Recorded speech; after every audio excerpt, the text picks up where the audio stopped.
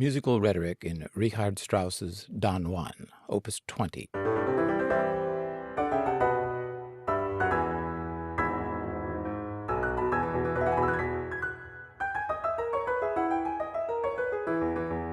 Part 2, the Rondo, and Episode 1. In the rondo form, there is always one theme that keeps coming back, as a separator between various contrasting episodes. This main theme of the rondo is called the refrain. The rondo form appropriately represents the character of Don Juan. A is alpha, the alpha male. The character has an episode with one woman, then rushes off to find another, and another. We can diagram the rondo form with the letters A, B, A, C, A, D, A.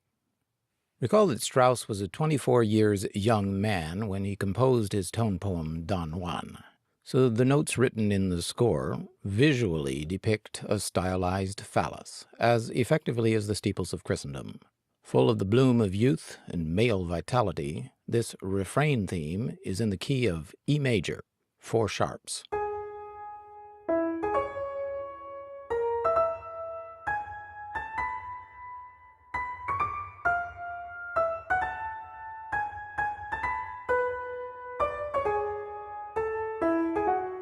An article in the New Oxford History of Music refers to its energy and erotic desires. See the description. The mythical Don Juan may have a reputation as the world's greatest lover, but he is only out hunting for trophies.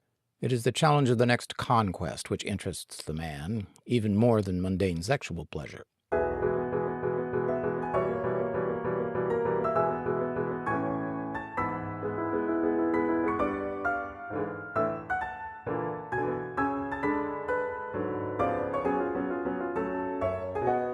With music notation software, we can easily modify the piano transcription we've been hearing. Temporarily, we can restrict the refrain tune to its rhythm alone, with a single repeated high note in the right hand. Thus, in this special example, we emphasize the rhythms of the refrain, the dotted notes, and triplets, which give the theme its military flavor.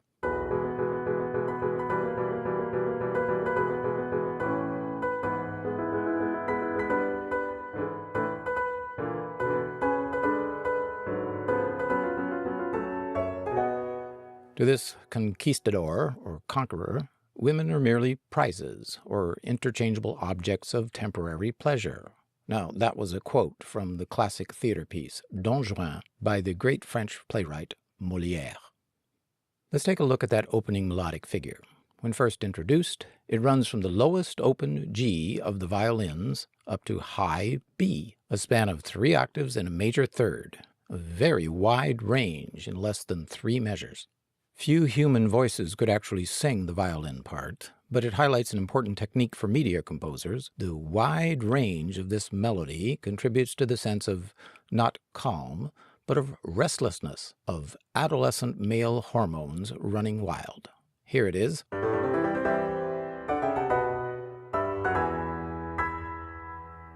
Eventually, a pretty young thing enters his field of view, catching his attention. And we hear a wake-up call in the music, the rising fifths at bars 41 and 43.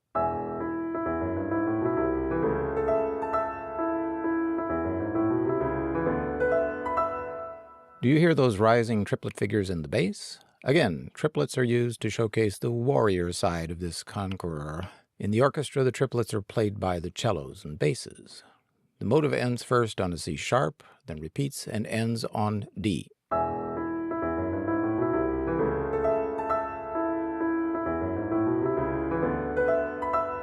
Ending the repeat of the phrase a semitone higher increases the tension. Don Juan moves in to take a closer look, and of course she, the object of the rondo's first episode, reacts to the male attention. Biological imperatives at work.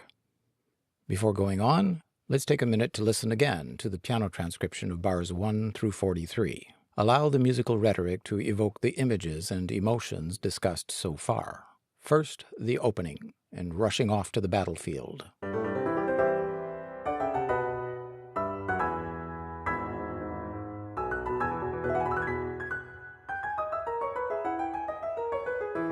The refrain.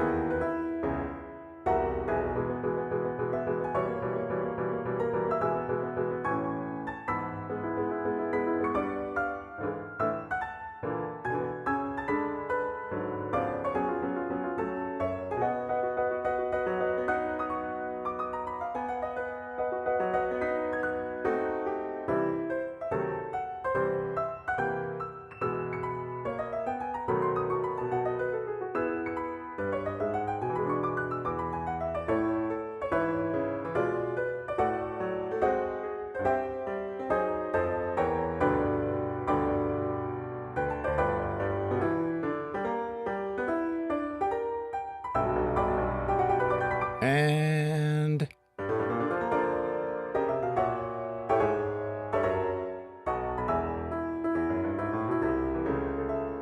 transition to Episode 1, an attractive peasant girl from the Rondo perspective, with Don Juan as her possessor, characterizes the melodic content of Episode 1. In response to her flirting dotted figures, at first in C major, no sharps, bars 44-45, rapidly rising figures ensue, especially the rush of unison strings, representing male arousal, shown here in measure 45. Let's say her name is Zerlina, to parallel the peasant girl in Mozart's opera Don Giovanni, which is Don Juan in Italian. Same story. A chameleon herself, Zerlina now responds by mirroring the 4-sharp tonality of Don Juan, E major, C sharp minor, upper strings and solo woodwinds, 48 and 49. Zerlina's music is marked flebile, an Italian word meaning weak, plaintive. This encourages the hunter's advances. One wonders just who is manipulating whom. In the orchestra score, curious triplets on C-sharp appear in bar 48 of the bassoon part. These may refer to the man's pounding heart, or to male sexual climax, or these gloomy triplets in the bassoons may foreshadow impending doom for the libertine. More about that later. Though Don Juan himself is of noble birth, the bassoons do not produce a brilliant or noble tone. Zerlina, however, is of a lower social class than Don Juan, so the bassoon sounds unrefined, clumsy, or perhaps comical.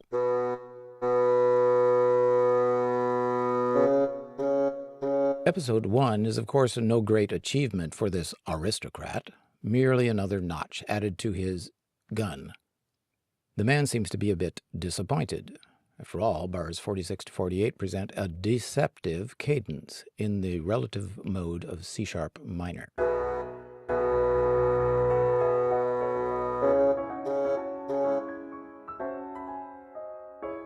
Another detail. The cellos, or violoncello in the score, have triplets marked sul ponticello. This is a rather tense sound created by moving the bow close to the instrument's bridge. See link in description to a YouTube clip for a demonstration of the sul ponticello technique.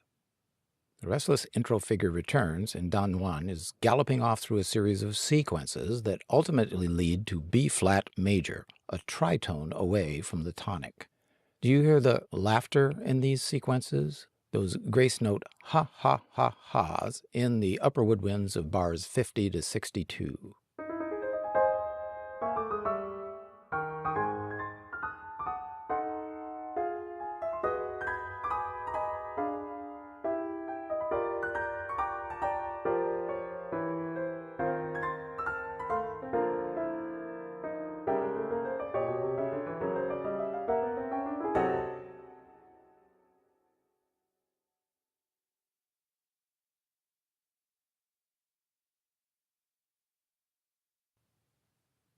Episode 2 is coming up next, so if you like this installment, be sure to comment, share, and subscribe.